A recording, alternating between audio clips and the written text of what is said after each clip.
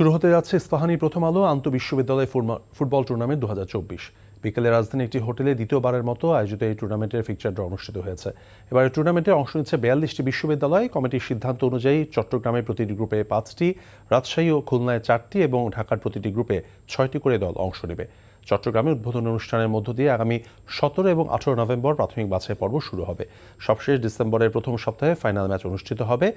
আয়োজনটিতে champion দল 5 লাখ এবং runners up দল পাবে 3 লাখ টাকার অর্থ পুরস্কার।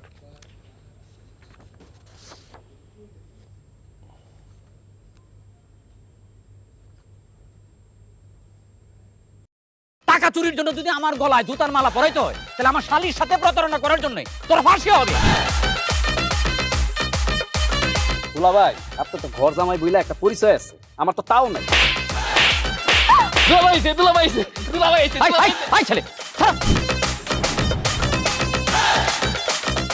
রাজনৈতিক ফ্যামিলির মেয়ে হয়ে ওই কাজ করবে।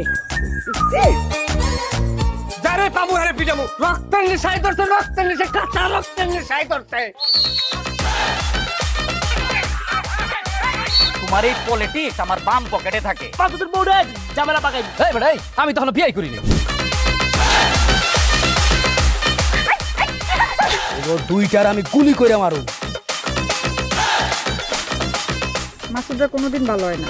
আপনার পোশাক আশাক দেখে কিন্তু আপনার তালুকদার বংশের লোক মনে হয় না আব্বা। আপনার মনে হয় যে আপনি ফকির বংশের লোক।